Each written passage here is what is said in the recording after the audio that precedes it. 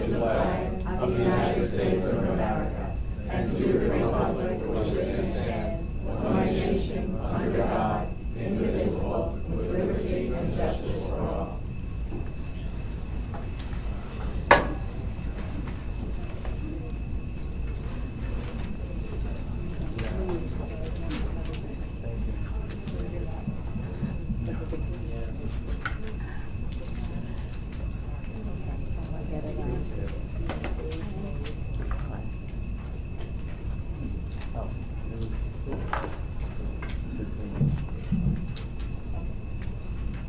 First item on the agenda is public comments on agenda items.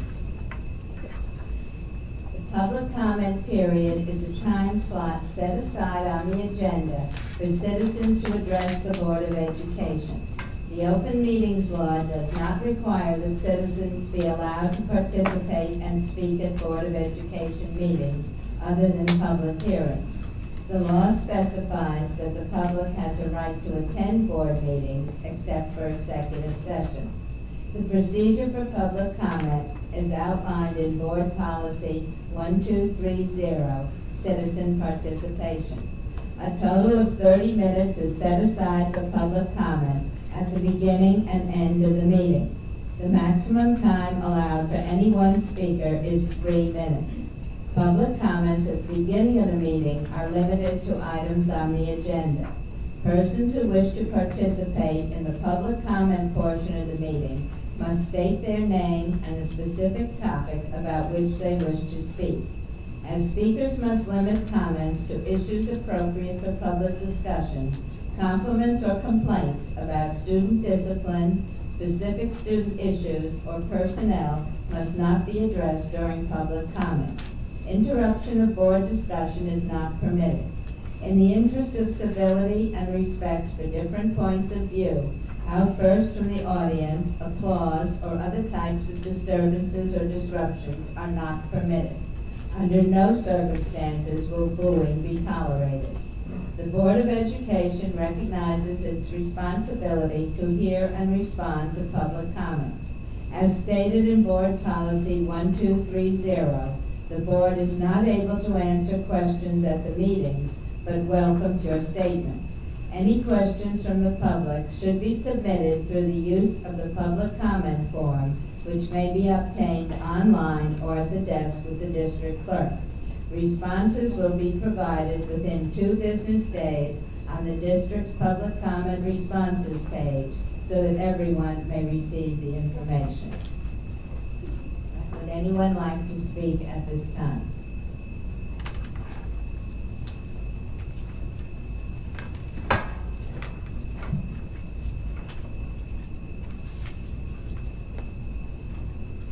My name is Gina Schiavelli.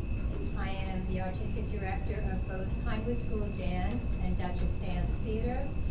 And I would like to address the board. I had sent an email last week, but did not receive a response, so I would like to... Excuse me, ma'am, but it's not on the agenda, and perhaps it would be better if you speak right now with Mr. Carrion. Thank you, Father. I asked, and they said I could no, get up. Yeah, no, but it's not on the agenda. Okay. Yes, sorry. you can speak at the end of the meeting if you like. Okay? All right, is there anyone else who would like to speak at this time?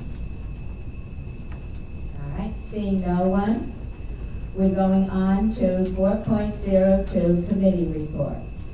For those, this is something a little new that we're doing, just trying to make it a little more efficient and businesslike. Each month we have, generally, not always, but usually the board has a business meeting and a workshop meeting. Workshop meetings have a lot of presentations and they tend to be longer. Business meetings, we're trying to deal with the business of the board, and one of the things is that we have a number of board committees. We expanded the number this year, and so we like to keep you up to date on that. Each month, those committees that have met during that month will give a brief report. If you don't hear a report from a committee, it means that they didn't have a meeting that month because some of them are not supposed to be meeting every month. They're by law supposed to meet 4 times a year, like the audit committee, or there are a couple of others that are supposed to meet 2 or 1 times a year. So don't expect to hear from everyone. So we're just going to hear from the chairs of those committees that have met since the last business meeting, which will be generally the last month. All right. First of all, Mrs. Crandall, will you report first, please? Good evening, Board of Education. The Wellness Committee met on August 8th. The charter was put forth to the Board of Education for approval on August 15th. We have sent invitations to district staff and community members for their involvement. We're also looking for a venue for our meetings, and we've received several choices from the buildings so far, so we're looking to solidify all of that. And we'll be scheduling a meeting for late September. We are to meet quarterly, so our first meeting will be late September. Okay, thank you. Thank you. Mr. Lopino? Oh, excuse me, Mrs. Crandall, could you mention who was in attendance at your last meeting?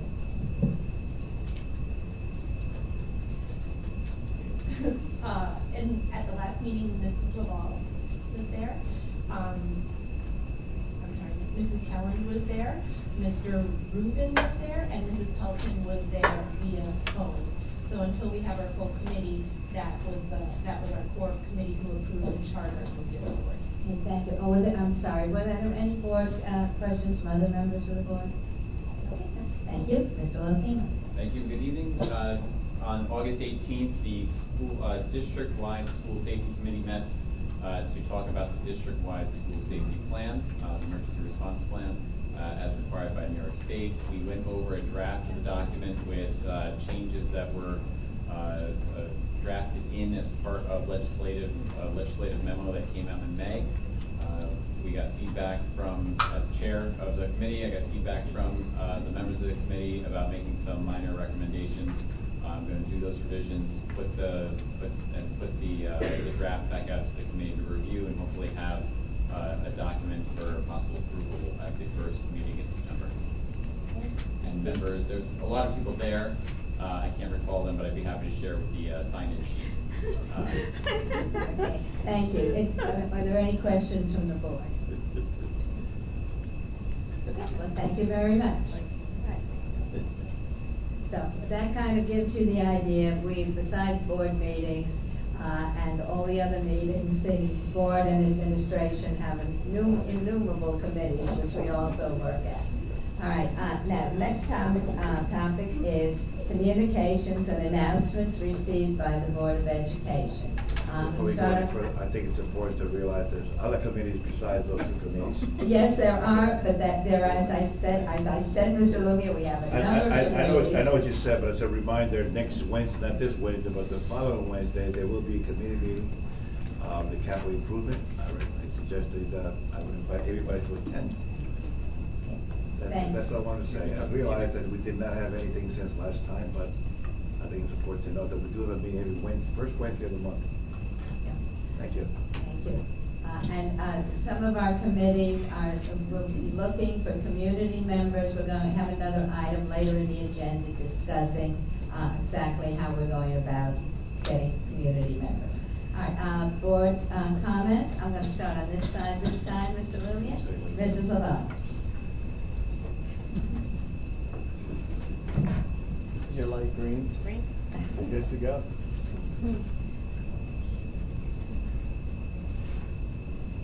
I'd like to go on record with a significant concern that I have with the agenda, allotting 15 minutes to discussion of the board goals for the year.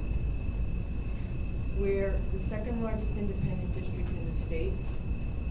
We have a school designated in need of a local action plan, which is a very significant concern. We have adopted a policy and code of conduct that has recently been ruled inappropriate by a federal district court judge based on that the policy and the code of conduct are based on flawed interpretation of other federal legislation and regulations. So we have a significant conflict there. We spent in excess of 2 hours over the last several weeks discussing the appropriateness of teacher autonomy to use recess as restriction. We spent 2 hours at a recent board retreat discussing how to set and our priorities in setting agendas. We're setting the goals for this huge district for the entire year. We're publicly elected officials.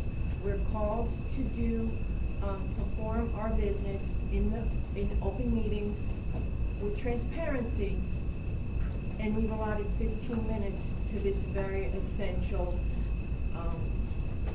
responsibility that we have. We've taken this on, and I feel very strongly that this setting of this policy and the decisions that we're going to make on behalf of the district, on behalf of the children, on behalf of the taxpayers for the entire year, for the entire district, warrants more than 15 minutes on the agenda. Thank you. Mr. Slugshauer?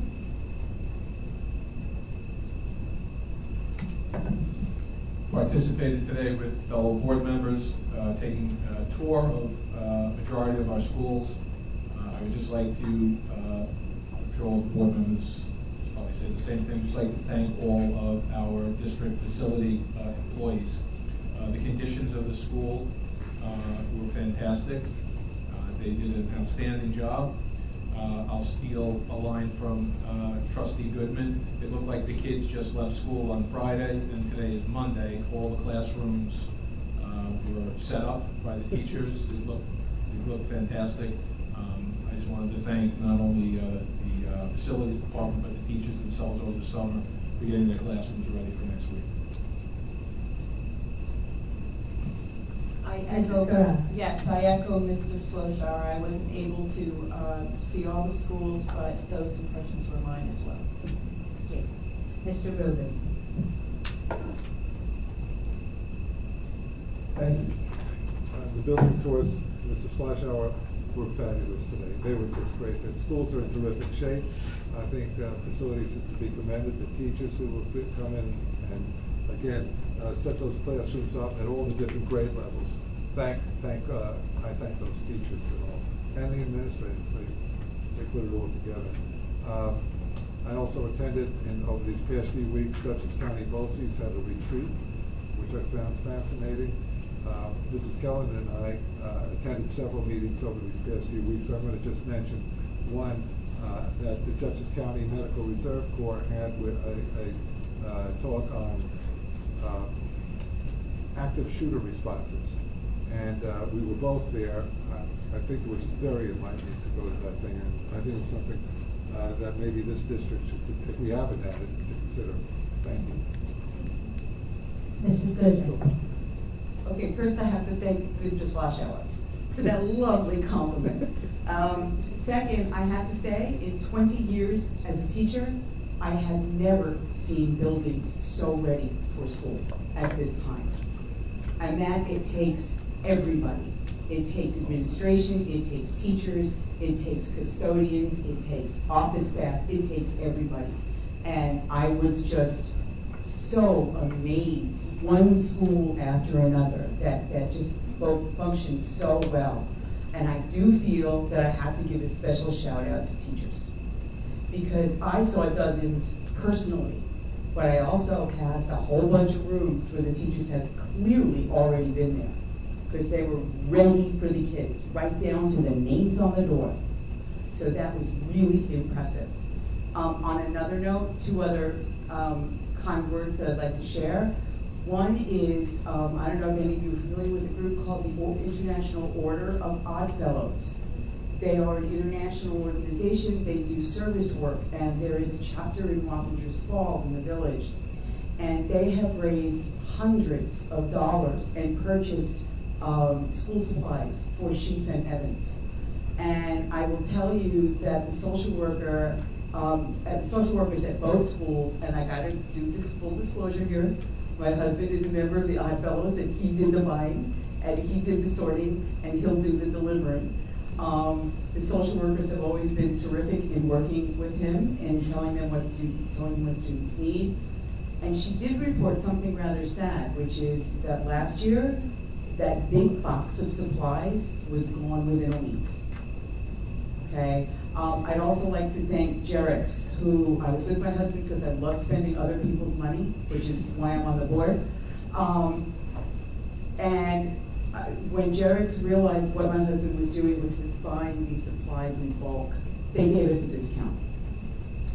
And that helped us buy a lot more stuff. So thank you to Jerix, thank you to Oddfellows, and I hope she and Evans, get good use out of those school supplies.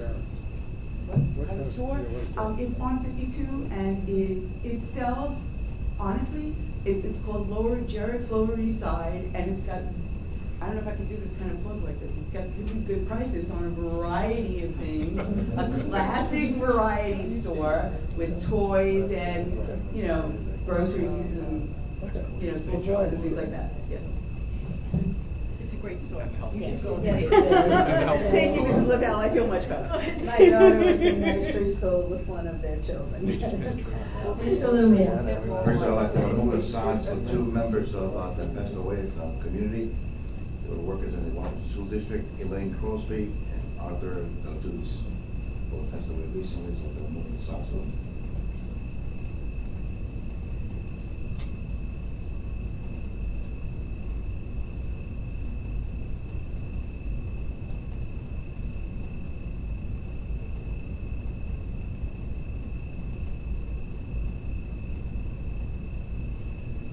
I'd just like to add to that, on the moment of silence, two other school district retirees who passed away recently that I just learned about.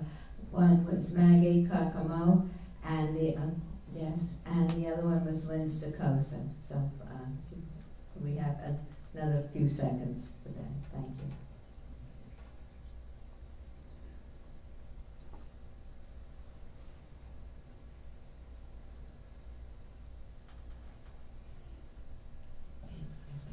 Ms. Lubin said that she's never seen schools so ready. Well, I've seen them for the past 8 years. They're worked down by the Washington District employees, and so far as getting the school ready, they are exceptional.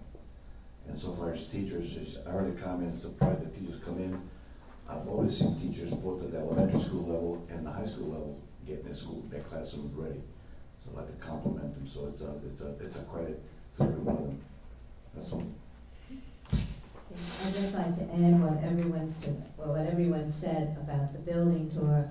The schools just glistened. They were so clean and they were just beautiful. They looked lovely. And I know how hard buildings and grounds have worked all summer.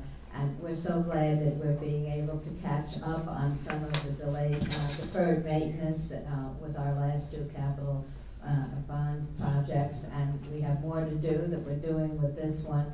But the schools are being brought up to a very nice standard and welcoming of the children. As a number of people have said, teachers are not necessarily on vacation all of the summer, because all of us who have taught and those of you who have seen teachers in action know that they spend a lot of time getting ready for the school year preparation. And thank you also to the building principals who were so welcoming and on the tours that we took. Yes, Mr. Looney. And I'll take note of Mr. Gross. He's done an excellent job supervising us. So thank you. Yes, yes. Thank you so much. You're terrific. And just to add also that recently, one of the meetings that Mr. Rubin and I went to, we went to a town hall little, I guess, I'm not sure what they call it, meet and greet with Assemblywoman Dee Dee Barrett. And we, of course, spoke of the need for more school aid and less unfunded mandates. So, which of course is something that we're all concerned about. And we will be happy to take the opportunity with any of our other elected representatives anytime, that we've met them in the past, and we will continue to meet with any of them to share our concerns for the schools. And Mrs. Barrett said that she would love to visit the schools if there are any special events. So those schools in her district, I hope they will do so. And I'm sure Mr. Lawler and Mrs. Sereno would also be happy to have invitations to the schools. So it'd be good to let our elected representatives know what we have, and what we're doing. Thank you.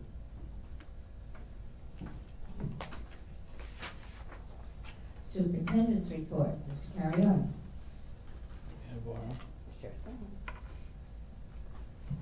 Good evening, Board of Education. Good evening, everyone. As you know, I always say this, I won't reiterate what everyone has already spoken about. So I'll talk about our administrative retreat that took place on August 24th and August 25th. It was with all of the Wabage's administrators, along with senior staff. I can tell you that it was a very engaging 2 days.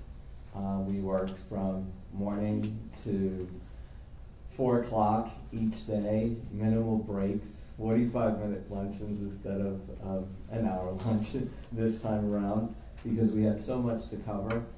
I just want to thank the team for really taking the time out to work with me and bear with me, because I'm always down to the very last detail. And but we really genuinely had a very it was a great learning experience for all of us. We spent a good afternoon talking about restorative practice and restorative philosophy, which is extremely important to understand. That when we talk about the code of conduct, I think it's extremely important to understand that no one's negating consequences for children when they are necessary. It's just, I think one of our board members said it best: when you look at your children, you differentiate to understand that what works for one student doesn't work for the other student. But it was a very good time for us to sit in a circle and really bond. And there were some uncomfortable moments, as well as moments that were great, just to get to know ourselves even better and build ourselves as a team. So, as I shared with you on the weekly memo, I could not be more happier than the administrators that we have in our school district that are out there, especially those that are in school buildings, making sure that they are supporting teachers and making things great for teachers so that teachers can in turn be great for students. And I have to give a very special thank you to Nancy Cantarini, who helped Dr. Cardwell's secretary throughout these 2 days. But the number one thank you goes to Alberta Pedro, who has to put up with me and knows exactly that I want things done a certain way. But she's a great partner, great assistant, and as I said before, everything we do is so that we can make things great for students. And it was definitely one of the better retreats in my entire career that I had. I would say that I engaged in and facilitated, as well as many of my team members that are sitting there that I'm completely appreciative about. So thank you so very much, and that concludes my report for this evening.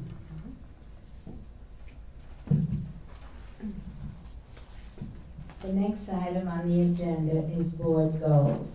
A little background: at the previous meeting, we were asked to submit board goals, so we submitted.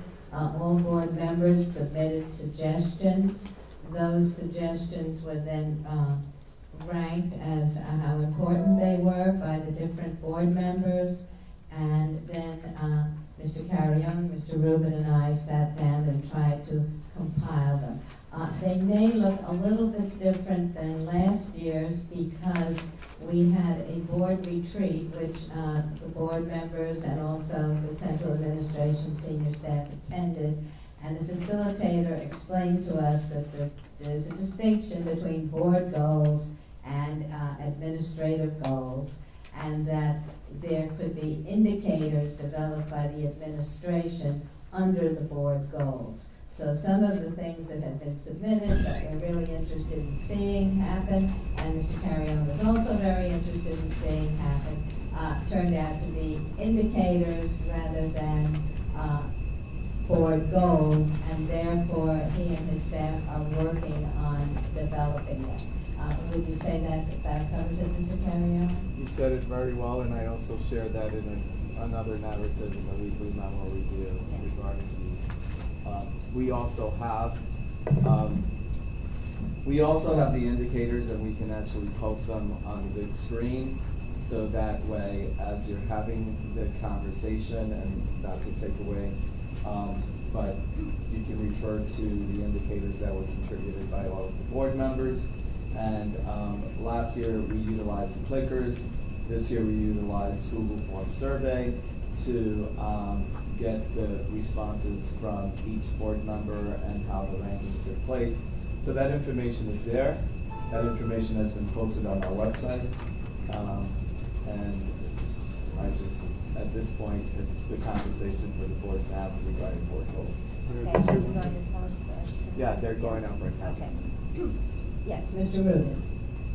Just very briefly, when you talk about indicators, goals, indicators, etc., I will say that was also spoken about at Dr. County Boces, and they very much echoed your exact same sentiments. Pretty parallel.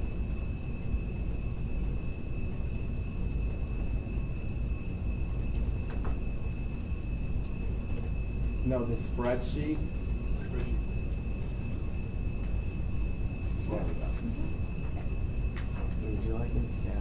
I can stand over while you have your conversation so that I can, and you all have a copy of your spreadsheet. As you know, the lower the total number of goals, that was higher in priority. So we didn't create a formula to reverse the numbers. As you can see, the totals are at the end, and all 9 of the Board of Education members did contribute. Just quickly, once again, we shared with the Board of Education that this summer, the senior staff, we all participated in our retreat. And what's really good to know is that many of the indicators that were listed from the board members were many of the indicators that we identified during our board retreat that will become public and within the next week or two, really showing the work that we're going to do that supports the Board of Education goals. As I said before, and I think Mr. Rubin just explained really well, also is that Darren, Mr. Lokima provided a presentation at the retreat talking about SMART goals, and SMART goals really serve like they're indicators where you start looking and you start measuring and what it is that you're going to accomplish for the year. I'd like to just maybe look at 1, 2 that wasn't selected.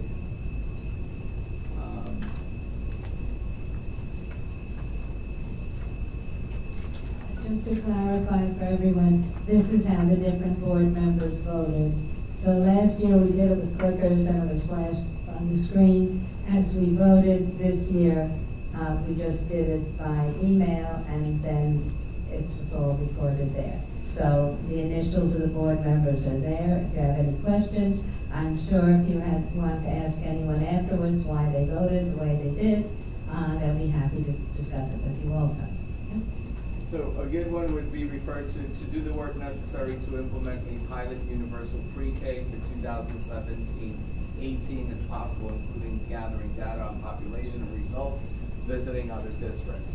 That has already been established since the year 2015-16, time does fly, 15-16, that the Office of Curriculum and Instruction, Dr. Cardwell being the project leader, will be addressing and meeting that goal.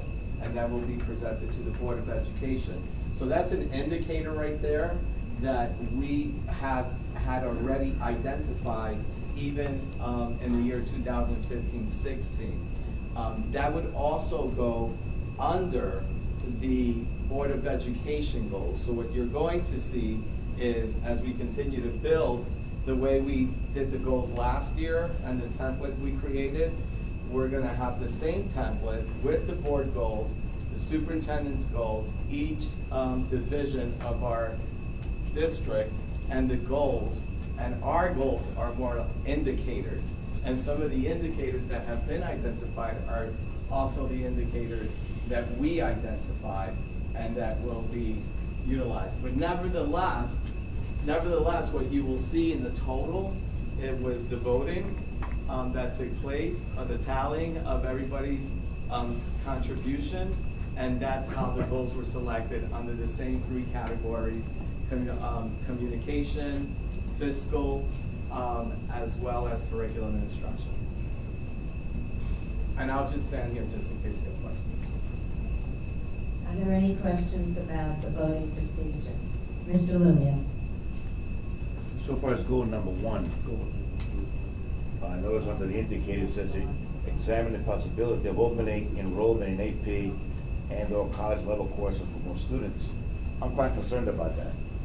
It seems to me that having an open enrollment, for example, in mathematics without a proper background, it actually would be terrible for students. I think we should stick with what we have already, where kids are taking courses that passed and done well. I think the prerequisites for taking those courses should be grades that obtain those prerequisites, as well as teachers' recommendations. Otherwise, I think it's going to water down the course.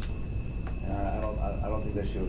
We all want kids to take AP courses, but at the same time, they better be qualified in mathematics to take those courses. Just because a kid wants to take it and not be ready, it's going to create frustration upon the student, as well as the teacher and the other cousins in the class who are qualified for those courses. Okay, so as you see here, this was written by the Board of Education. I know that. And that ranked one of the lowest, meaning one of the highest. Now, the way we wrote it validates what you're saying. So if you look at the first few words, examine. We're not saying we're implementing. We're examining, and we're going to provide the information to the Board of Education. We're going to look at schools that have open enrollment. We're going to look at schools that don't have open enrollment.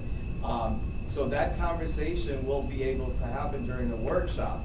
But that's how the vote came and tallied, and that's why we didn't say to implement. We said we will examine. All right, Mrs. Goodman. I think it's really important. Am I on? No. What about No, okay. I think it is really important to get teachers to be part of this process and see how they feel. There are two things I'd like to say. Number one, there is a book on that poster called Mindset by Carol Dweck. And what that's about, and I saw it on a poster in one of the elementary schools today, it's about how you think of yourself.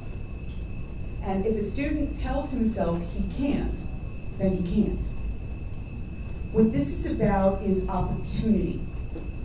I think that while it is true that there are students who can't and maybe choose not to do harder work, I think that one of the three most toxic words a teacher can say are, "These kids can't."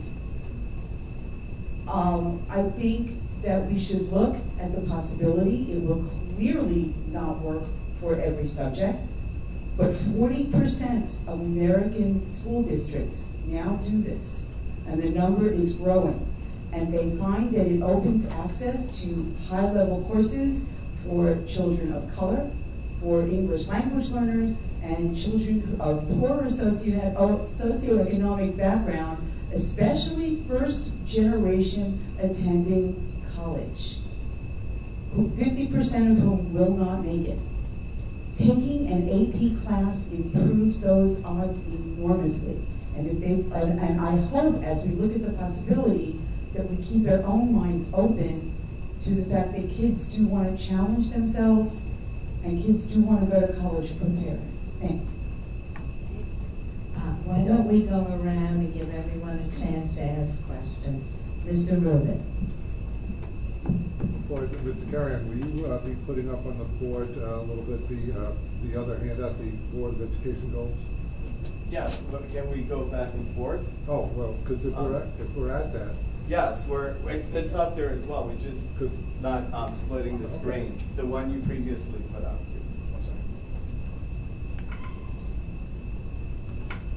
while it's going up, we can. I looked specifically that to continue to develop initiatives and strategies to enhance opportunities which increase student achievement and the graduation rate. I was curious, two of the schools in our district are Title I schools, and I'm curious as to know what increased services are given to these Title I students that bring them up to the performance of other students, and are we measuring those success rates of these programs? That's all. Okay, so for the team, please make sure you're taking down these notes, because that's going to help us to conduct the work that says, okay, as indicators, we'll look into that and ensure that that what correlations they are.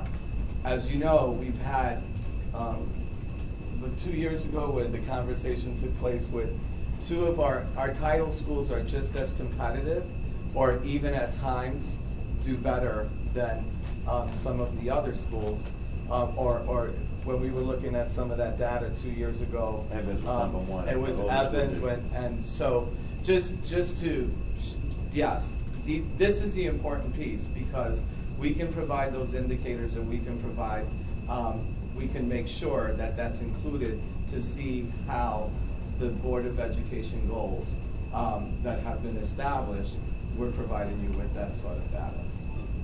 And follow up on that. I noticed that a number of children from Sheep and Evans, because of Title I, were able to go to a summer school situation this year to help them bring them up to so that they were better prepared for doing the academic work. And I was wondering, because of course the Title I schools are because of a certain percentage of children who get free or reduced lunch. But there are children in some of the other schools who may also need and benefit from this, even though their school isn't designated a Title I. And perhaps that was something that we should be thinking as a district, that we should be helping those children with our own money if we can't get Title I money for them.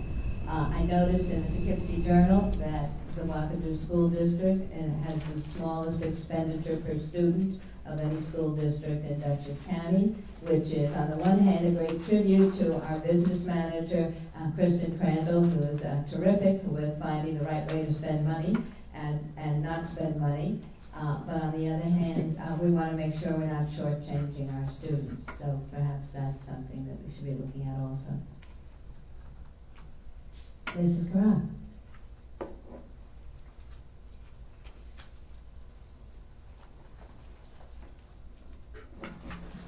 Okay, so when I look at the spreadsheet that we just left and the shaded area on the top, the majority of the shaded ones have been incorporated into the goals. yes. And am I to understand correctly that anything that didn't reach that 20 or less, you're going to be using as workshop or topic areas? Not all of it, but most of what matches up to meeting the goals of the Board of Education. In addition to that, as always, we set the agenda as we've discussed, and if there are items that the board wants to address, nevertheless, just make sure, we all need to make sure that to look at also all the workshop items that we're responsible and that we're to do as we're mandated and required, as well as the ones that have already been asked from board members have asked that we provide this information throughout the year. I think I shared an analogy at the board retreat, and I also said it at the administrative retreat. You could only pack a suitcase so much before it's going to break and rip, and the efficacy of the work that we're doing is just all over the place. However, to segue into the fact that we are going to be working on short range and long range planning. So what you don't see happening for the 2016-17 school year, and I think, the indicator that was written was specifically to the fiscal component of the district, looking at a long-range plan. But as the senior staff, and when we had our retreat, we had decided already that we were going to do the long-range plan in all different areas. So that's another piece that you will be seeing coming from the administrative team. Okay. Mr. Sloshow. First, if it's okay, I'd like to make a motion that we extend discussion for board goals for an extra, start off for an extra 15 minutes. Second. All those in favor? Mrs. Laval, Mr. Sloshower, Mrs. Carrath, Mrs. Goodman. Those opposed? Mr. Lumia, Mr. Rubin, Mrs. Kelland. It was defeated. I personally would like to make a motion that we extend the discussion for a shorter length of time than that, and then if we need to do it for more, we can do it again for more. So I would move that we continue discussion for another 5 minutes. Seconded by Mr. Lumia. All those in favor? Mr. Lumia, Mr. Rubin, Mrs. Kelland, Mrs. Carrath, Mr. Sloshower. So it's another 5 minutes. Right? Yes. Go ahead. Yes. It had 5 votes. Yes, Mr. Sloshower. Go ahead. We incorporated, as you said, a few things in, and one of my goals that I had submitted was just kind of the lack of social studies and science at the elementary school level. You're just looking at a schedule for 5th grade. The students spend an hour and 40 minutes a week on social studies and an hour and 40 minutes a week on science, and close to 7 hours a week on math. And I realize that math is extremely important, but so is social studies and science. I know we've incorporated that in, and I'm glad that you did. But my question is, as a board, and maybe you can give us some guidance, Mr. Carrion, is how moving forward are we going to improve on this? I mean, we've already started the school year. Teachers have already put their schedules together for classrooms. So if we're going to look at this as a goal for this year, it's going to be difficult to try to achieve, to improve on the time spent with students, because most of the elementary school teachers have already set their class schedules. So is there a way that this can be looked at, and how can we monitor this through the course of the year? If you look over to the indicators, we have elementary science and social studies as a workshop. The first piece we have to do is really gather the concrete information. So what does it look systemically? What does it look like systemically? What is what may be occurring in one classroom is not the same thing that's occurring in another classroom. You may have a teacher with a strong science background who literally spends a significant amount of time. So the first piece is really making sure and working with our principals and trying to find out to see how the day is being spread out and how the courses are being taught. I can tell you that I lived through the shift, I would say at about around 1997 or so, where all of a sudden English language arts became huge. Like, you must make sure you have, let's say, 80 to 90 minutes of non-interrupted instruction. So looking at how classes are being taught, when they're being taught, looking at our, for example, right now, one of the things that is changing in the social studies standards is inquiry-based learning. And with inquiry-based learning, we're going to have to provide the training to teachers. No longer will students be referring to DBQs, which has been in existence for some time, document-based questions, but where the questions are going to be a higher order of thinking, provide students to critically think about what it is that they're looking at, and not just to provide a very concrete translation of maybe the cartoon that they're looking at. So with that said, there are other layers involved. And this is the work that we have, and as you know, last year, we were invested in this because we have a science professional developer. Although it's STEM, the person that we have is someone with a science background to specifically place a stronger emphasis on looking at our science curriculum and working with teachers and providing the necessary supports so that we can increase and see how it is that we're teaching science. So what you see there was not dismissive, but to take that and then say, this is the workshop. So the workshop is really going to show the work that we're doing, what it looks like from as you mentioned, from a managerial perspective, what it looks like from a pedagogy perspective, what's happening in the classroom. Right now, we utilize the Science 21 kits at the elementary school, and it's considered the curriculum, and that has been in existence for some time. What I can also tell you is that the conversation from K through 12 has already begun.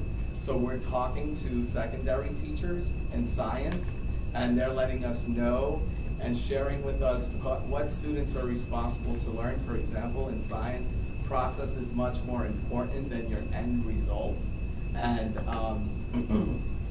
so we're in that trajectory, and that was another thing that was discussed. So when that came up, it was something that was discussed in our retreat, but prior to our retreat, we had already been meeting with teachers and also with some of our administrators to discuss how do we continue to build on the instruction of sciences, especially science. Just a quick follow-up. You mentioned that some classrooms are disproportionate in terms of what's going on. Point of order. We're allowing one question per person and we're going around. And then we'll come pick up It's the later. same- Or is that, okay, it's is the that same- on the same thing? It's the same topic. It's the same Same social topic? studies science. I'm not asking you. Oh, okay, all right, well, quickly, just a quick follow-up, because I Okay, have. just real quick. You had mentioned that different things can be going on in different classrooms and different buildings. When, in the beginning of the year, is the building administrator, or the coordinators, or is the curriculum department looking at the actual class schedules that the teachers are going to be presenting for that year to see how much time is being spent with social studies and science? And if it's disproportionate between different classrooms at different schools, is anyone picking up on that to see, well, why don't we have any consistency or close to consistency? That's what my concern is. If one teacher who you said may have more of a passion for science or social studies is doing a little bit more, I mean, that's great, but then other classes are doing less. Do we have a standard in terms of how much time is being spent with each of these specific subjects for the elementary school? And then as a board, how do we know over the course of the year, is there a way that it can be tracked and it can be updated that we're actually meeting this goal? Because if we have this as part of our board goal, how do we measure this through the course of the year that we've achieved or we're successfully attempting to achieve that particular goal? So we may have to talk about a mechanism on how do we track this And to make sure that's we're why- meeting that goal. That's why that's for the administrator. administrative team. Okay. And Thank that's you. the work from the Thank you. administrative team. The time is up, so, May I make a motion? yes, Mr. Rubin? I'd like to make a motion to allow Mrs. Laval the one question that we will have. So so I'm making a motion to extend the questioning for the one board member, Mrs. Laval, who has not yet asked a question. We have a second. I'll second it. All in favor? Unanimous. Oh, well, Mrs. Laval didn't vote. Okay. Are you abstaining or voting yes? I'm abstaining. Okay, all right, so that was Mr. Lumia, Mrs. Goodman, Mr. Rubin, Mrs. Kellen, Mrs. Karanth, and Mr. Sloshower in favor, and Mrs. Laval abstaining. Okay. Mrs. Laval.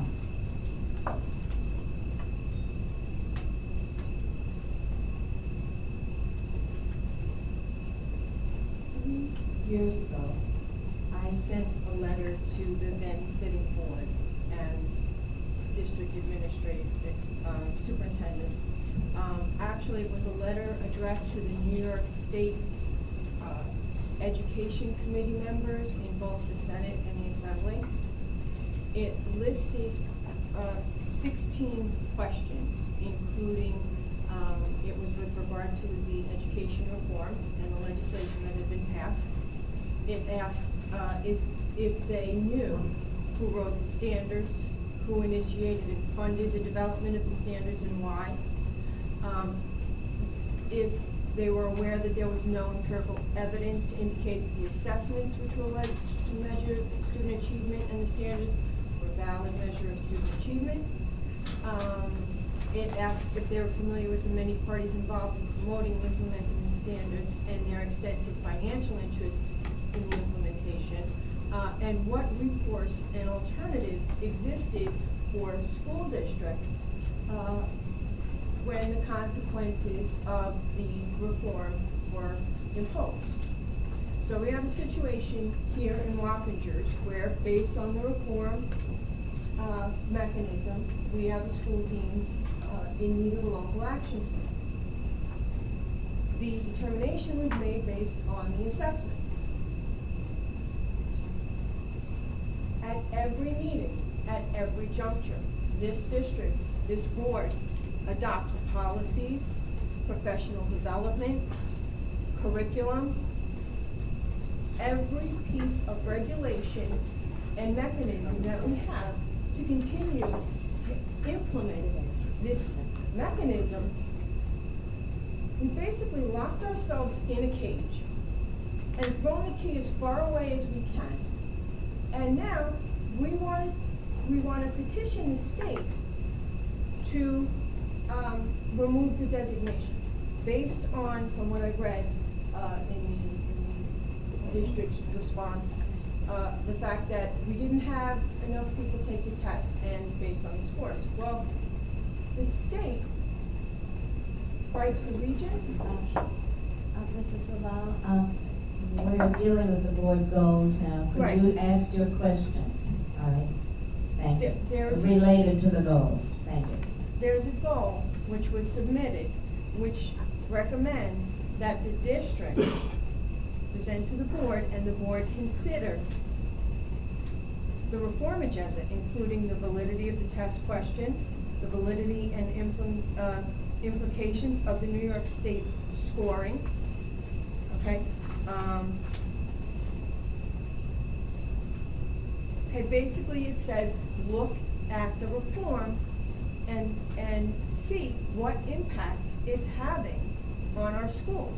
The reform has resulted, the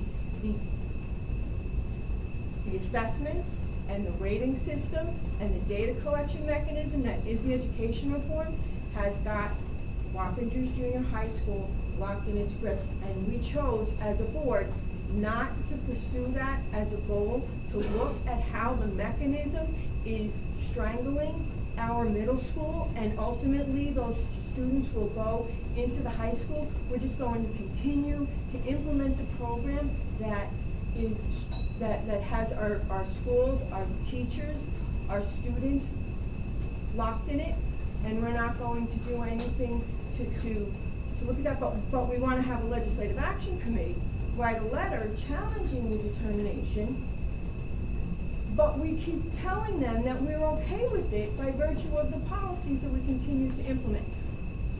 I really think that we need to adopt as a goal a mechanism to look at what the validity of the assessments, the fact that the state tells us both that our students are passing the regents, but not the Common Core. They write both the tests. They're telling us two different things about the same students. And as a board, I think we need to look at that on behalf of our students. Okay, Mrs. Laval, did you want to make a motion on amending the goals?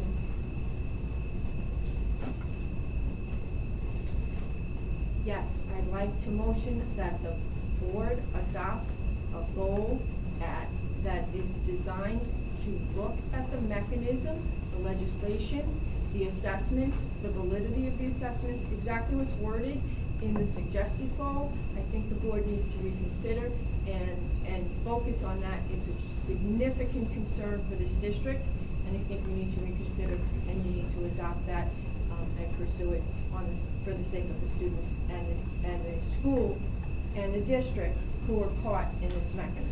Okay. Do we have a second for that motion? I'll second. Mr. Sloshower. Any further discussion? Mrs. Carrasco. In the long-term planning, any other mechanisms currently in place and in the works are going to address the impact or at least continue to gather the information to assess how the load test taking and the way that the results are skewing the data and how that's going to impact the district in the next 5 years? There's so many avenues when we have these conversations. For example, we look at our students. So we're identified as a lab school, for example, because we didn't make annual yielding progress with our white population. We know that not all of our students took the test.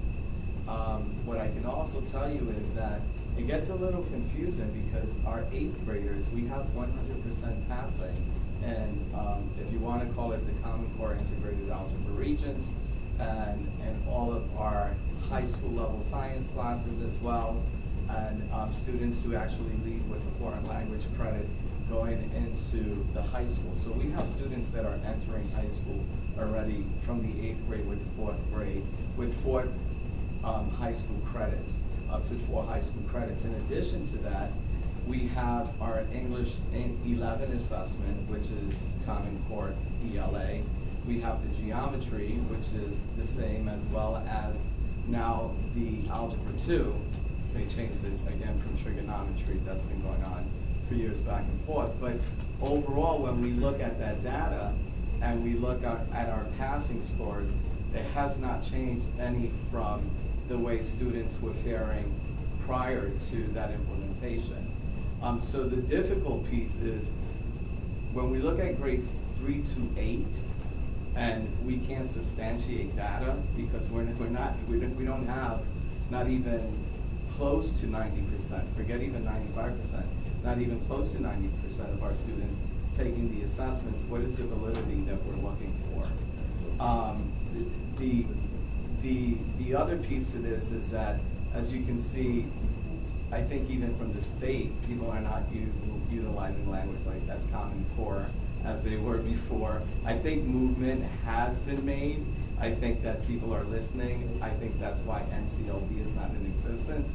And as you know, that the state has developed many committees to look at what's happened with education and to make changes. So I dare to say that I don't even know how long we will be looking at a lab status in schools. I don't know what's happening. We're living in some very changing times.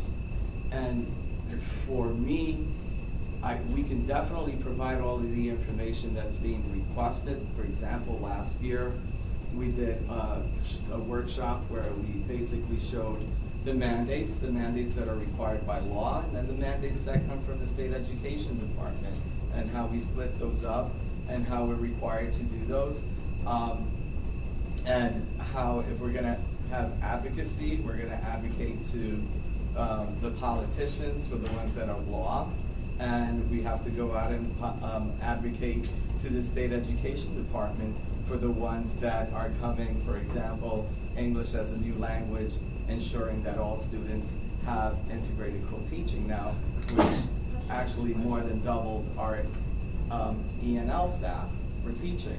So that came from the state education department. So we've provided that type of information. I'm sitting here and just looking over to all of you. Looking at grades 3 to 8 would be, in terms of looking, for example, there are times when, our kids are not doing great. Well, our kids, overall, we're faring more or less like the rest of the state. But then again, we have 60% of our students not taking a test. It's the avenue for us to take in terms of, but there are elements of that we talk about day after day, and the cost, and those elements we will share with the board. We share, that's part of the conversation with Kristen too, in terms of long-term planning and what are we spending. That's the best way for me to answer this right now. I think if I can just say so as well, in order for us to wrap ourselves around this whole thing too, we have to just get the goals from you. And if these goals are approved, or if they're going to change, whatever the goals are going to be, then we can really wrap ourselves around, so we can come back to you and say, this is how we're going to attack these goals. And then, like, for example, some of the questions that Mr. Sloshower asked then fit into, oh, okay, that's great, thank you. We'll make sure to address some of those items. Or right now, Trustee LaValle, with some of the questions that she's asking, specific, then we can go and view it from that perspective. So I need goals so that we can continue to move forward. But that is really everything that Trustee LaValle said, legitimately so. These are the questions, the conversations that we're having, but not understanding in what direction we're going, to be very honest, because we're put in this state right now by the state education department. Is that fair to say? Okay. You don't have to agree with me. They're like, yeah. Do we have any other questions or discussion on the amendment? All right, let's vote on the amendment to add the goal as written here, as written, right, Mrs. LaValle? Sure. Okay, all right. All those in favor of the amendment to the goals? Mrs. LaValle, Mr. Sloshower, Mrs. Carra. Those opposed? Mr. Lumia, Mrs. Goodman, Mr. Rubin, Mrs. Kelly. I will say, as Mr. Carrion said, these will probably come up with our indicators, among the indicators that they're developing. All right, now let's, yes, Mrs. LaValle. If I could just respond to one thing that the superintendent said.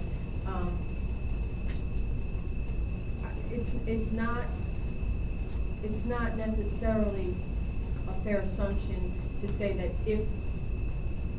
if more people sat for the test, we'd have a better result, because from my research, there's a question as to the validity of the assessments themselves. There's no empirical evidence that they're valid and reliable, and as far as I know, that hasn't changed in the 3 years that I've been researching this. And so while we may have scores for all of the students, we still won't necessarily have empirical evidence that the assessments themselves are giving us the results that we're looking for, a legitimate analysis of how the students are performing. And I do think that that's something that we as a board, as a governing body, we shouldn't just be having the state, put it down towards us. We're an independently elected body, and we should be looking at these things on behalf of our electorate and our students. Mrs. Goodman. I'd like to propose an amendment to the goals. Am I on?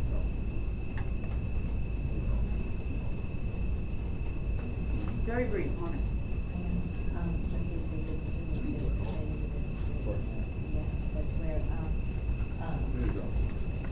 All right, honestly, this will be very brief. And it goes to my concern that the first indicator of the goals ensure that all students are provided with a well-rounded education is rather vague.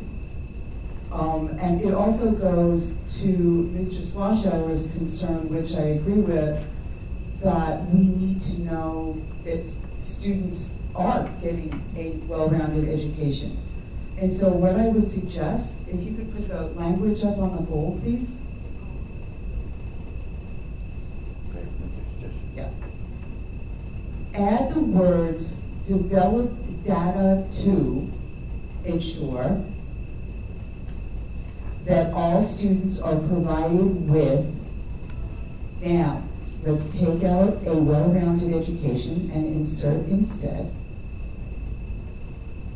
a rich education in addition to math and ELA. Can I just say something? That's the point. So, and I say this respectfully. So the board is going to gather data? No, the indicators are for your senior staff to do, aren't they? That's my understanding. Right, so we're talking about board goals. No, Those looking at the indicators underneath are still the board indicators. They're not our indicators. So you mean that we're going to be examining the possibility of opening enrollment maybe? Really? No, you're not. Right. And we're not going to be developing data to ensure that all students are getting more than math and ELA. I'm looking at the indicator, which is vague, not the goal, which is excellent. Are we continuing this discussion? Yeah. I think what we were doing before, we were trying to go, that's why we had limited time for the discussion in the first place, and then extended it 5 minutes at a time, and then we extended so Mrs. Laval could have her turn because the other times were longer. If we're going now on to adopting the Board of Education goals, then perhaps at that point, then if people want to put amendments, that would be the point. Okay. Mr. Rubin. We're at 6.02. Yes, Resolved 6.02. Resolved that the Board of Education of the Wappinger Central School District hereby adopts the goals drafted by the Board for the 2016-17 school year as appended to the agenda. And we need a motion. Mr. Lumia, a second. I'll second. Mr. Rubin, discussion. Okay, and at this point, if someone wishes to make an amendment, that could be part of the discussion. Yes, Mrs. Goodman. Okay, all right, I just want to express my concern that the first indicator of the goal, of that first goal, is very vague. And I would like to see it made more concrete, and I also am expressing my agreement with Mrs. Smallshower that it would be a good idea to make sure that elementary education is well-rounded. I had suggested just changing a few words. But even if you just added develop data to ensure that all students are provided with a well-rounded education. So at least there's something concrete that we're asking people to do and for us to see. Do we have a second to the amendment? Mr. Sloshower. Is there further discussion? Okay. Those in favor of the amendment? Mrs. Goodman, Mr. Sloshower, Mrs. Carra. Those opposed? Mrs. Laval, Mr. Lumia, Mr. Rubin, Mrs. Keller. Is there any other discussion or amendments on the goals? Seeing none, then we'll call the question. All those in favor of the Board of Education goals as appended to the agenda. Mr. Lumia, Mrs. Goodman, Mr. Rubin, Mrs. Keller, Mrs. Carra. Those opposed? Mrs. Laval, abstentions? Mr. Sloshower. 6 point. Just a question. Because it's getting late to school now, do we want to do 7.02 and 03? Do you want to make it?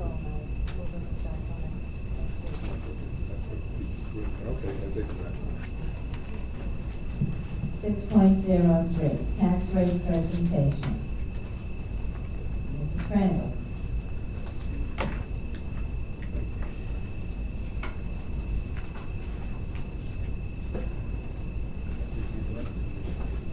Thank you very much. This evening, Board of Education will be providing you with a brief presentation on the 2016-17 Wappinger Central School District tax rates. In overview, the tax cap applies to the tax levy, not the tax rate by town. So when you see that an increase may be in excess of the tax cap, it does not mean that we are in any violation or that the district is not in compliance. The 16-17 tax cap is 0.12%. There are exclusions that are allowable under the tax cap include New York State retirement systems, both employee and teachers' retirement, as well as capital levy. Neither of them applied when we worked out our calculations for the 16-17 year, which was done in the springtime. The district also met all of the requirements for the STAR refunds for our taxpayers due to efficiencies. And all of our school budget and our tax information is available on the website. At the end of the presentation, we did provide some links back to those web presentations if anybody would like to view them. As part of our spring budget presentations, we had an interesting change of events occur during the 15-16 school year with regard to the IBM payment in lieu of taxes, which is a pilot, and the purchase of that property by Global Foundries. So we included this information again, just for informational purposes, because Global Foundries was added to the tax rolls in the 15-16 school year, but technically when we set our levy, they were not there. So that really did cause some additional explanation for the district to the taxpayers as well as to the Board of Education to make sure that we were all on the same page with regard to what our tax levy was and what the responsibilities for the taxpayers would be. And as we had indicated in April, during these discussions, the bulk of the increase that was going to be recognized would be solely related to Global Foundries. And this has been proven as we work through the calculations. There are several components to the taxes as they're calculated. The first is assessments. In the recent past, we've had some significant discussion about the reduction in assessments that the county has realized. We're very happy to say that both in 15-16 and 16-17, those reductions have pretty much stopped, meaning that we have small increases, which is wonderful for the value of the properties in our community. We continue to have clergy and firefighter exemptions that started in 15-16, continues in 16-17. The grievance day happens in May at each of those towns. That's why the district doesn't receive information with regard to tax rates for the 16-17 year until late July or early August, because that information is being finalized at the town level. The equalization rates are the values that the properties are assigned by the towns. All of the district's towns, whether they are in Putnam County or Dutchess County, with the exception of Phillipstown, are at 100%. So that's essentially your fair market value equals your property tax value on paper. Phillipstown was not finalized when the presentation was done and completed even as late as Friday afternoon. Their rate is 46.5%. It has been finalized, I checked today. So 46.5% is the accurate equalization rate for Phillipstown. The last piece of the school tax calculation is the tax levy. That's the total amount of money that's going to be raised by the issuance of tax bills to our taxpayers. And it is the portion of the budget that is funded by the taxpayers, and it is the amount that helps to drive the tax cap calculation as we move through the budget process. So again, 15-16, we had that IBM pilot Global Foundries balancing act that happened. The approved levy was $150,212,437. The amended levy, which included Global Foundries in the property tax base, was $156,396,228. The 16-17 levy, which was decided again during the budget process, represents a $3,030,311 increase over the amended levy amount of the 156.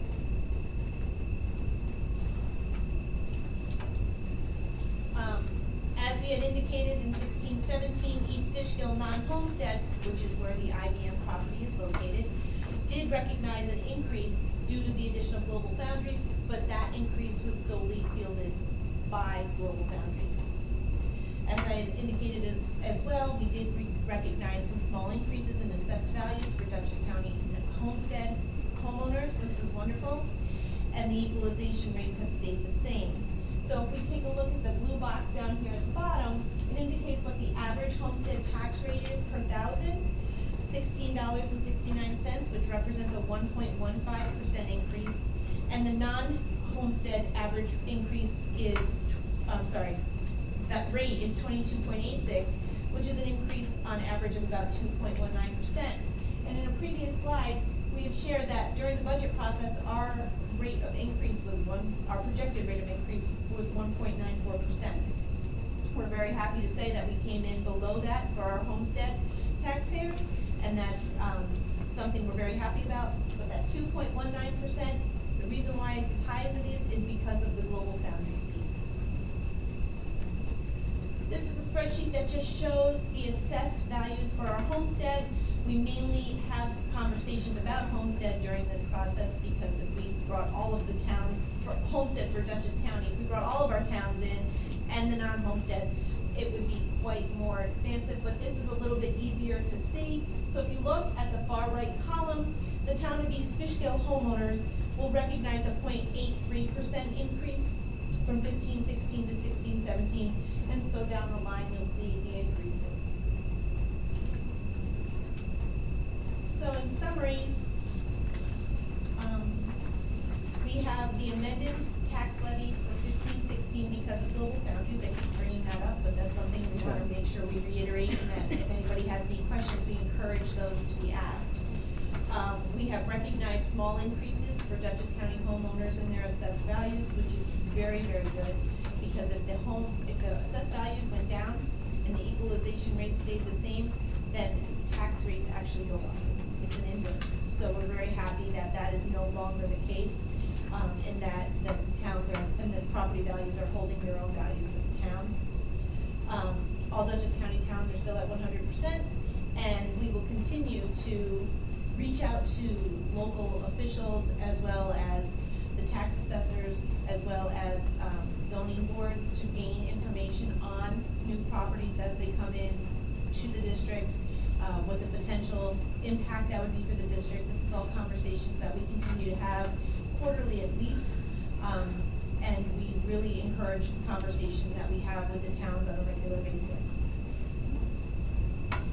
The last slide, as promised, includes links to past presentations on tax rates, where the conversations again were a little bit gloomier, not quite as positive, but they are there and available for your review. In addition, there are tax warrants that need to be signed by every single board member, 7 of them. You need to sign your name 7 times, please. Mrs. Pedro has those after the meeting. Those are our original documentation. That is our certification for the taxes. And thank you very much for your time. Mrs. Crandall, a question. You noted here the exemptions for clergy and firefighters. I believe we also have one for veterans. Do we have any additional ones? We do have veterans exceptions, but that is not handled the same way in the tax calculations. The tax calculations of veterans are done at the town level. This we have to take, the clergy and the firefighter, we have to take into account at the district level. But those are the 3 that we have. Okay, and would you have any idea about how much they amount to? I know that, again, because we work on the clergy and the firefighters, that is about $23,000. With regard to the veterans, I do not have that information off the top of my head. All right, thank you. Just a quick question, who are members of that list? What? You going to add board members? You said No, I just think it's important that we know what we're doing, because an exemption or a reduction is a tax expenditure, and when we're talking about the total budget, we should be aware, no matter how worthy the exception might be, of where the money is going and what the part of the total picture. Understood. Yes. Mr. Rubin. Veterans, to my understanding, the veterans are not exempted from taxes. They get a reduction in taxes, but they're not exempted. Thank you for that clarification. Are there any other questions? Thank you very much, Mrs. Wood. Oh, I have to read this. 6.04, approval of the 2016-2017 tax rates. Be it resolved that in accordance with section 1307 of the real property tax law, the Board of Education on August 29, 2016 at 8:55 p.m. authorizes the district clerk to certify to the chief fiscal officer of each town listed below the amount of 2016-2017 school taxes to be levied on the real estate property located in that portion of the school district. Be it further resolved that the Board of Education authorizes the Board of Education. Be it further resolved that the Board of Education authorize the Board of Education. The Board of Education authorizes the district clerk on August 29, 2016 at 8:55 p.m. to certify to the chief fiscal officer of each town listed below the amount of the town's assessor's omitted school taxes to be levied on the real property located in that portion of the school district. And be it further resolved that the tax collection period for the 2016-2017 tax rates for each town per $1,000 of assessed values is as follows. Can I say as listed? As listed. And be it further resolved that the Board of Education approve the 2016-2017 true value tax rates for the district at 18.30. The 2016-2017 tax collection dates are September 12, 2016 through October 11, 2016 regular collection, October 12, 2016 through November 1, 2016 2% penalty. Do we have a motion? Just a quick question. Who says the 2% penalty? Is that the district that do that, doesn't it? No, it's done by the county. All right, do we have a motion? Mr. Lumia, second. Mrs. Goodman. All those in favor? Unanimous. Consent agenda. Is there anyone who wishes to pull something from the consent agenda? Is there anyone who wishes to pull anything from the consent agenda? We can hear you. Eddie, we can hear you. Go ahead. I apologize, Ted. Maybe I missed. Did Mr. Rubin read the bottom portion of the resolution? Yes. Yes. You did. Okay. Apologize. Thank you. Did Debbie wish to pull anything from the consent agenda? No. Right. He did not read. You need to read the star. He didn't read the star reference to the star. reimbursement portion on the bottom of the page. I didn't think we were down right before, so that's why. Right here, Bob. Right here. Oh, Collect taxes in a total sum of $159. well then, Okay, go if I ahead. may, I think it's necessary. Then, I will amend. Do we have to is it rescind? necessary that he read that part also, Mrs. I think he Davis? should for the record. We Okay, need to read it for the So record and I will we'll. amend it to include that. Okay, so we don't have to to rescind the include vote. Thank you. To collect taxes in the total sum of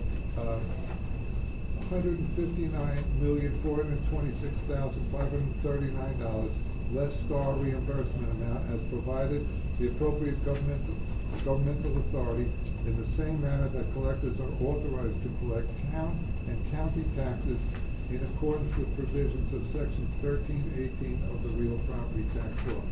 Thank you. I wasn't sure. I didn't believe I had it. Can we get Thank you. consensus? All right, how many people are in Is that all favor? okay with everybody? Yep. Everyone? Thank you. Unanimous, thank you. Thank you. Thank you, Mrs. Lopez, for pointing it out. You're welcome. Thank you, Mr. Rubin for reading it. Thank you, Mrs. Faber for clarifying. All right, good. Consent agenda. Nobody pulled anything. Go ahead, Mr. Rubin. Resolved that the Board of Education does hereby approve the following consent agenda items as stated. 7.02 as amended, 7.03 as amended, 7.04, 7.05, 7.06, 7.07, 7.08, 7.09, 7.10, and 7.11. Do we have a motion? Mr. Lumia, second. Mrs. Laval, all those in favor? Unanimous. At this time, Dr. Bach, would you please introduce our new hirees? It would be my pleasure, President Kelland. We have 3 individuals here this evening that we're welcoming to the Wappingers family. First of all, we have Mr. John DeCams, who will be the elementary assistant principal at Myers Corners. Please stand up, Mr. DeCams. Principal Goldstein is also here this evening. In addition to that, we have Assistant Director of Special Education who joins us this evening, and we would like to welcome her. Well, I want to make sure I pronounce this right once. Arlene Data Almodovar. Director of Special Education, we welcome her. Obviously, Mr. Zip is here. And we'd also like to recommend one of our new teachers. Welcome back. Mr. Cole Bender. We're welcoming him back to the Washington family. Mr. Bender will be working in social studies at Van Wyck, and Principal Dr. Shukan is here as well. In addition to that, we also have the recognition of tenure, and I'm going to turn it over to Mr. Lopima if he'd like to do the announcement. Making it official, so thank you so much. You're welcome. I'd like to congratulate Mr. Eric Fife, Principal at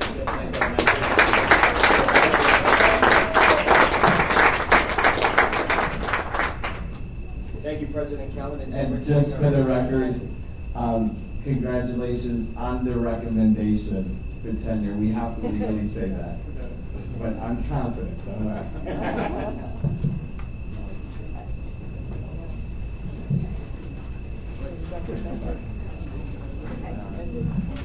8.01, approval to waive building usage fees from Hudson Valley Soccer Referees Association.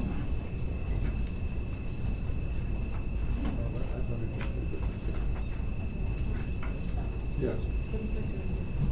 No, it's 8.01. Did we read 7.02? Yes, we did. Okay. Resolved that the Board of Education of the Wappinger Central School District does hereby grant the request to waive unpaid building usage fees in the amount of $787.50 to the Hudson Valley Soccer Referees Association, and be it further resolved that the organization acknowledges that this is a one-time waiver and does not apply to future usage of district facilities. Do we have a motion? Mr. Slowshower, second. Mrs. Farrar. All those in discussion? All those in favor? Unanimous. Oh, I'm sorry, you had a question.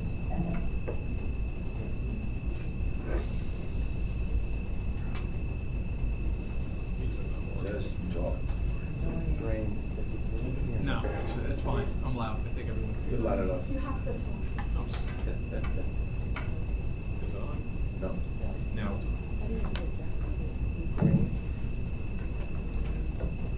I just have just a concern just with the protocols, and hopefully administration will work this out with the building principals or the process. Something like this, it just seems there was just a lack of a procedure and a follow-up. I'm just hoping moving forward that we can ensure that these things don't happen. We want to work, obviously, and have good relationships with organizations within the community. I mean, like anything else in these tough times, to all of a sudden get hit with a $5,000 past due bill, especially for an organization that's really not for profit. It's really there for the kids. I just hope, let's kind of build a little better mousetrap to ensure that moving forward, these things, this situation doesn't happen again. Thank you. All those in favor? Unanimous. 8.02, approval to declare October 14th Miles of Hope Day. Resolved that in support of Miles of Hope Breast Cancer Foundation and our district's commitment to supporting those affected by breast cancer, be it resolved that as Miles of Hope is the only local breast cancer organization in the Hudson Valley committed to helping patients, caregivers, families, and friends by increasing awareness, and now therefore be it resolved that the Board of Education does hereby declare October 14, 2016, Miles of Hope Day in the Wappinger Central School District. Motion. Mr. Sloshower, second. Mrs. Carra, discussion. All those in favor? Oh, Mrs. Alon, question. Is it really the only local breast cancer organization in Hudson Valley committed to helping patients, et cetera, by increasing awareness? Yeah, that's a question. Well, the American Cancer Society. Yeah, there are Untitled others. Chapters there. Yeah, Planned Parenthood, a few others, yeah. So perhaps maybe the only is exactly correct. It's a significant. We don't insult the rest Yeah. of the organization, do we? That's a good question, yeah. Yeah, maybe could we? Is a local. How about Is is a a local. significant local? Is I would like to make a motion that Right. instead of, that we change it to say the only local is, that we change it to read is a local Yeah. breast Right, cancer that's organization. really good. Thank you for catching that, Mrs. Alon. Can we get a second on the? I'll second. Thank you. All those in favor of the amendment? Unanimous? Do I have to read this again? No, just let's vote. Okay. We'll say as amended. As Right, amended. as amended. All right. All those in favor? Unanimous, thank you. 8.03, approval to submit letters of interest on committees. Resolved that the Board of Education does hereby approve the committees who are still seeking members, as stated in their application, in their applicable charters, accept letters of interest through September 30th, 2016, thereby allowing potential members the opportunity to learn of the available committee openings and to learn about the committee itself. Okay, do we have a motion? Mr. Sloshower, second. Mrs. Goodman, discussion. Mr. Sloshower.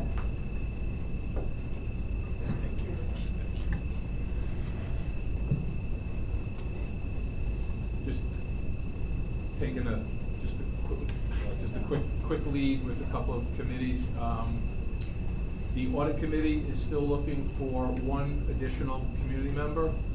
So obviously we're hoping that somebody will send in a request to the district clerk. And the legislative action committee is still looking for 3 more additional community members to participate. And as the school year starts for September, we're still looking for 3 high school seniors also to participate. Hopefully that logistic will work itself out on its own, but that will not prevent the committee from moving forward if the high school students have not yet filled those 3 openings. Thank you. Any discussion? Are we approving all applicants, or just all? I believe, the charter, according to the charters, the committees themselves select the committee members. That's fine. All right. There will be, it will be on the web page, and so that people will be able to see which committees are seeking members and information on where to send their letters of interest.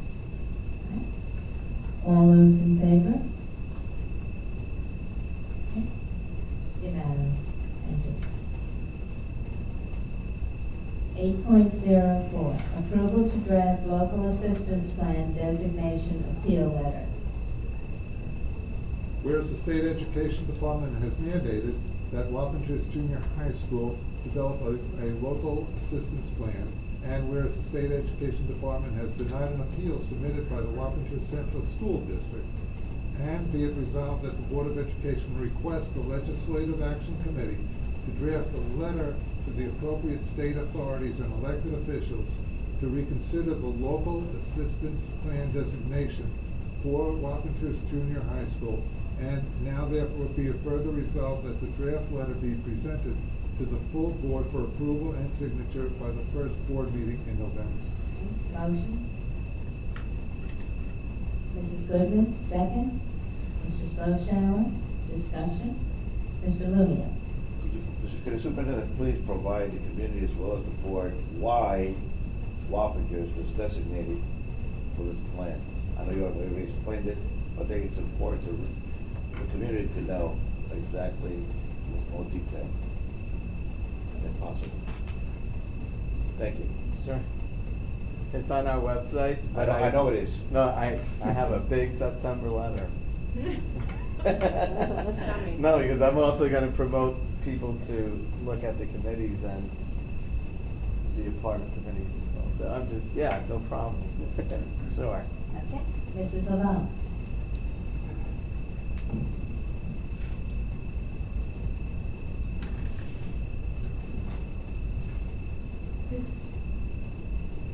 This request from the Legislative Action Committee really is, it goes to the heart of the concern that I was addressing before. The state is telling us from one exam that our students are doing fine, and from another exam that our students are not doing fine.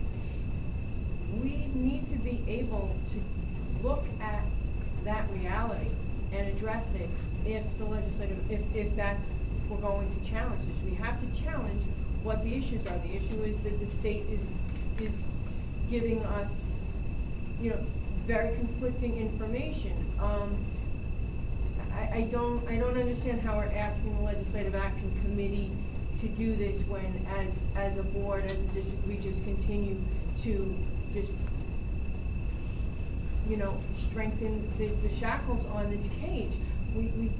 We're shooting ourselves in the foot. There's so much irony here. We keep moving this forward, and then when we find ourselves here, we want to know how to get back here. Part of the way to get out from under this mechanism that's strangling us is to stop continuing to reinforce the shackles. Any other comments or questions? Okay. All those in favor? Unanimous. 8.05, approval of capital project carbon monoxide detectors.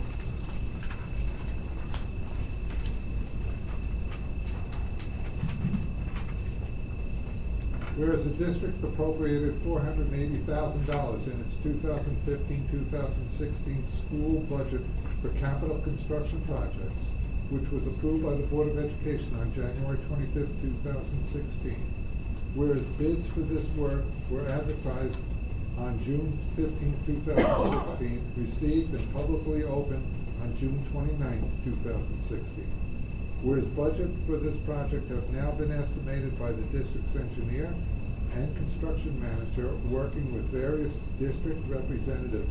Therefore, now be it resolved that upon the recommendation of the Executive Director for Finance and Business Development to the Superintendent of Schools, this project be authorized as estimated and recommended by the district's engineer and as contained herein. District carbon CO2 detectors project number 132101067999004.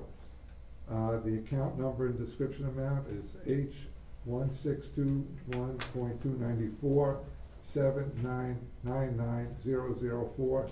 HVAC $86,500. H1621.296 7999004. Electrician $288,000. H1621.245 7999004. Architect fees $50,000. H1621.244 7999004. Legal $1,000. H1621.240 7999004. General administration $22,580. Total $448,080. Do we have a motion? Mr. Lumia, second. Mr. Sloshower, discussion. Mr. Sloshower. Question for Mr. Bross. Obviously, we came in under budget on what the prior board had approved for the project, and this is part of our capital improvement project, or this is budgeted in the school from school budget. This was the fund balance from budget for the fund balance. Thank you. Any other questions, comments? All those in favor? Unanimous. 8.06, approval of Boces lease purchase agreement. Resolved that the Wappinger Central School District approve a contract with the Dutchess County Boces for the acquisition of computer technology hardware, software, and related equipment through a 4-year installment purchase agreement, IPA, commencing in the 2016-2017 year with a maximum total principal cost of $756,392. And be it further resolved that the Wappinger Central School District will pay the Dutchess County Boces through its regular monthly billing cycle over the 4-year period to commence during the 2016-2017 school year. This IPA will include new desktop computers to be used to replace aging classroom workstations, the addition of / replacement of Chromebooks, MacBooks, iPads, and mobile carts for student use, network upgrades including UPS battery backups, access points, and network switches for the high school's new point-of-sale systems for food service. Do we have a motion? Mr. Lumia, second. Mrs. Karat, discussion. All those in favor? Unanimous. 8.07, second reading of policies 4322, 4325, 4326, 4340, 4350, 4410, 4430, 4510, 4511, 4513, 4524, 4710, 4740, 4750, 4770, 4771, 4780, 4810, 4821, 4850, 9241. Resolved that the Board of Education of the Wappinger Central School District hereby approves the second reading of and adopts the following board policies based upon the first reading by the board and the recommendation of the policy committee as stated. Motion? Mr. Lumia, second. Mrs. Goodman, discussion. Mr. Sloshower. I'm sorry that Trustee Pelton is not here this evening. I had emailed her some comments, and I'm not sure if other board members had done the same. So just two questions. One, under grading systems. Which policy is that? I'm sorry, policy 4710, grading systems. We had, looks like there was a lot of revisions done by the policy committee. Possibly one of the other members of the policy committee could answer this question. You know, we're looking just under item 2, administrative role, teacher role, and student role. I was just curious if we wanted a parent or guardian to either sign or acknowledge if in fact a student had to provide a letter or a statement for missing work. I know for instances where teachers reach out to parents, they don't get a response. Sometimes, unfortunately, parents reach out to teachers, they don't get a response, or they don't get a response that they like. There always seems to be some miscommunication. And it looks like to me we're trying to fix that problem. So I was just curious as to whether the committee was looking to have a parent or guardian acknowledge the fact that the student had to write this letter to send it to the teacher, that they're aware that there's a situation going on where there's missing work. I'm not sure if the committee discussed that at all with regards to this particular policy. Dr. Bunk. We did not have any discussion in regards to that, Mr. Secretary. So obviously wasn't an important point. Okay. My next question is honor roll 4740. I'm just, maybe the policy committee and or administration can just give me a quick explanation. You know, I'm looking at the requirements for honor roll, and what jumps out at me is, when did we lower the bar for honor roll to an 85? I seem to remember when I went to school, you know, honors was 95 or above, 90 or above. So I'm just, you know, this seems to have gone on, you know, for several years, maybe longer, I'm not sure.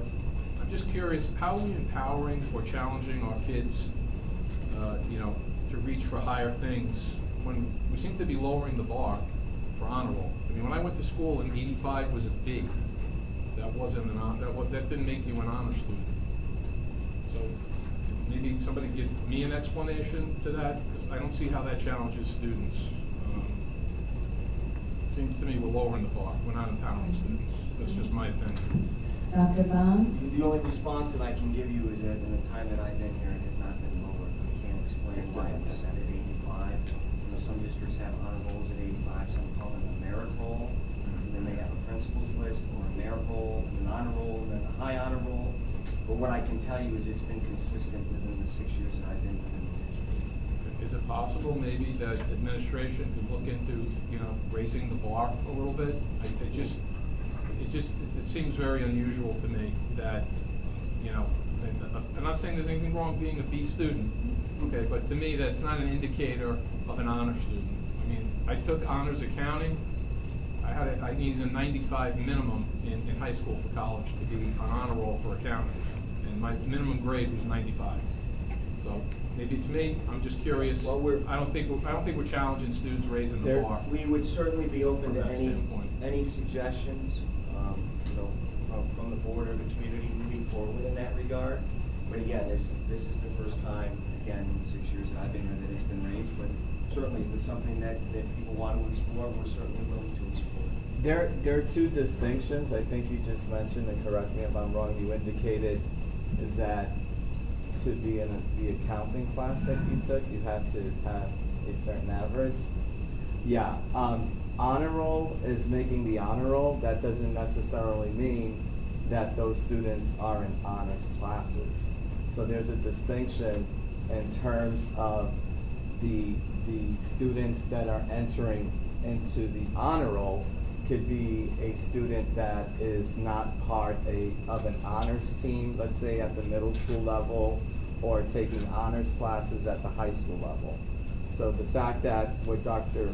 Bonk is indicating that it's always been in existence since 85, Ms. Lumia, you've been here, it's really talking about making the honor roll, not being an honor student. That's the same thing to me. No, honors class or honor roll? No, because I can be a student that does not have honors classes, and I could be taking even non-rigorous courses, non-regents courses, and be an honor roll student. So, and have an 85 or better average, and have my parents have a little sticker behind their car saying my son is in the honor roll. Okay, but he doesn't take. Maybe it's just but he's not taking like advanced opinion, accounting or I mean they're not honors classes. Okay, to me that again my just personal opinion. I think somehow this is lowering the bar, not raising the bar and challenging the students. I'll just leave it at that. Mrs. Lavelle. I don't think I've ever seen a school that didn't have a second honors that dropped below 90. Yeah. Either 88 but I've seen 85, I've seen 88, I've never seen, you know, the minimum honor roll at 90. They distinguish second honors, first honors, dean's list, whatever, but I've seen that before. I think Mrs. Garrett. Being That's not This is the one. Sorry. Being a local policy, we can pull 4740 and adopt at a later time. We could explore renaming it to a merit role or something that would. I'm just bringing it up for. I mean, I was just bringing it up for discussion purposes. I mean. That would be something we could do. It doesn't have to. We can name it whatever we If I like. may say, this pod's been in existence since I've been on the board. There's never any been, We have teachers maybe. No, It's fine. This is an incentive. One microphone. Well, there's that one. If anyone wants to make an amendment to pull any of the policies that can be voted on. That's fine. Okay, did you wish to, Mrs. Karan? No, I just wanted to offer that as a Yeah, possibility. well, that's always an option, yes. All right, are there any other questions or discussion on this motion? So nothing's pulled. Nothing is pulled. Mrs. Goodman? Is there a Oh, no, I'm sorry. I think two things. One, first is that the district where I work, which is Newburgh, it is 85 for honor roll, and then there's a high honor roll above it. The second thing is that we need to look at who's making those 85s and how hard they had to work to get there. I mean, if my son had gotten an 85 in AP Bio, he would have done handsprings. Okay, so I think it's a good idea to recognize students who are hardworking, who may not have the kind of visual memory it takes to memorize and be good on tests. Any other comments? All right, all those in favor?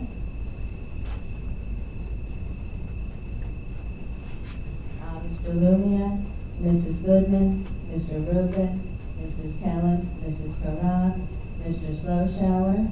Those opposed? Mrs. Laval. 8.08, approval to retire policies. Resolved that the Board of Education of the Wappinger Central School District does hereby retire the following policies based upon the recommendation of the Policy Committee effective August 30th, 2016, as stated. Do we have a motion? Mrs. Karan, second. I'll second. Mr. Rubin, discussion. All those in favor?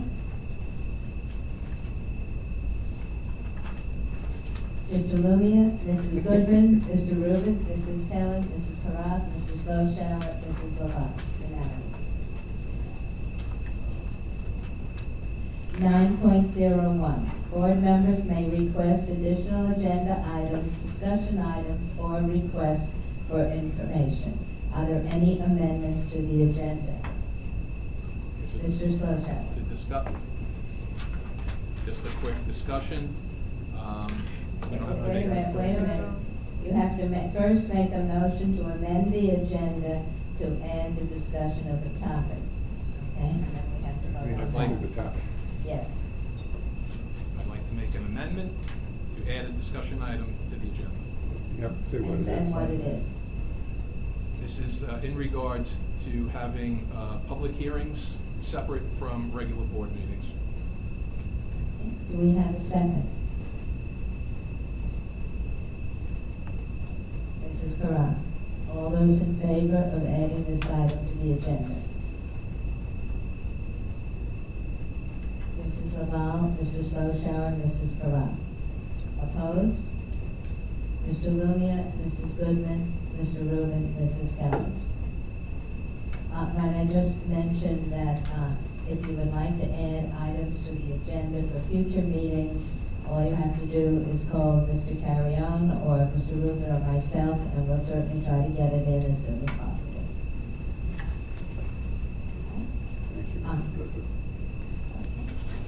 Comments from the public, 10.01. At this time, anyone can come up and speak on any item, even if it's not on the agenda, so long as it's related to district business. 3 minutes maximum.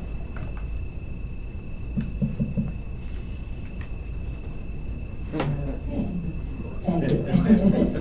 And not needed. said you could use the microphone here. Use that one? That one works perfectly. Seeing no one, I'll now ask for a motion to adjourn. Oh, wait a minute, before that, one thing I wanted to make, and I failed to say it during the board comments, it's very important. The Wapatos Congress of Teachers got a donation of over 21,000 books for classroom libraries in our schools. And teachers, retired teachers, other district personnel, board members, lots and lots of us all helped and put in a lot of work on that. And I think it's a wonderful thing, and the teachers are ecstatic about getting the extra books. So thank you very much. Yes, Mr. Carrier. Just so you know, school begins next week for students, but our teachers will be here on Wednesday and Thursday, and we're ecstatic with professional development and having all of our members come back. And so we're really excited. It's like an empty nest, and then you want them to come back. You want everybody back. Thank you. Thank you. Do we have a motion to adjourn? Mr. Lumia, second. Mr. Sloshower, all those in favor? Unanimous.